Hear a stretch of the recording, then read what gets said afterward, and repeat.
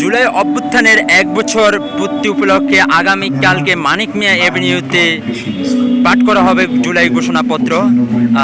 সেই ঘোষণাপত্র পাঠের উদ্দেশ্যে এখন মানিক মিয়া এভিনিউতে চলছে জুলাই পুনর্জাগরণের যে মঞ্চ, সে মঞ্চ আপনাদেরকে দেখাবার চেষ্টা করছি। আমি জুলাচ্চম আজকে যে মঞ্চ তৈরির যে প্রস্তুতিটা, সেই প্রস্তুতিটা আমরা দেখতে পাচ্ছি যে মঞ্চ তৈরি কার্যক্রম এখন চলছে এবং মঞ্চের যে লাল রং, যা জুলাইয়ের যে প্রেরণা জোগানো রং ছিল, যে দুঃখের রং ছিল, যে আবহ ছিল, সেই রং দিয়ে মূলত মঞ্চটা তৈরি করা হচ্ছে, মঞ্চে রং দেওয়া হয়েছে। ঠিক যে মানিক মিয়া অ্যাভিনিউ রয়েছে এবং সংসদ ভবনের ঠিক সামনেই মঞ্চটা তৈরি করা হয়েছে এবং আমরা দেখতে পাচ্ছি যে অনেকেই সে মঞ্চ দেখার জন্য আসছে।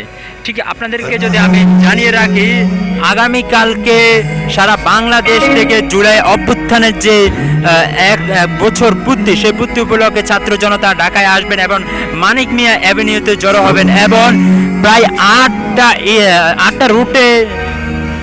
8টি রুটে মূলত ট্রেন সার্ভিস ফ্রি করা হয়েছে, যারা জুলাই অভ্যুত্থানের যে ১ বছর পূর্তি, সেই পূর্তি অনুষ্ঠানে আসার জন্য।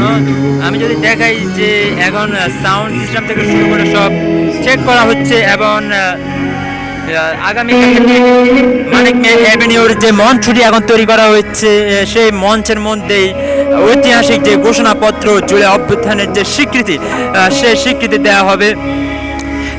জুলাই অভ্যুত্থানের যে স্বীকৃতি বা ঘোষণাপত্র রয়েছে, এই নিয়ে অনেকবার আন্দোলন হয়েছে। জুলাই নিয়ে যারা অ্যালায়েন্স গঠন করেছিল, যে সকল সংগঠন ছিল, সে সকল সংগঠন মূলত বিভিন্ন সময় বিভিন্ন কর্মসূচি দিয়েছিল জুলাই অভ্যুত্থানের নিয়ে, কিন্তু অন্তর্বর্তীকালীন সরকার এই নিয়ে কালক্ষেপণ করছিল।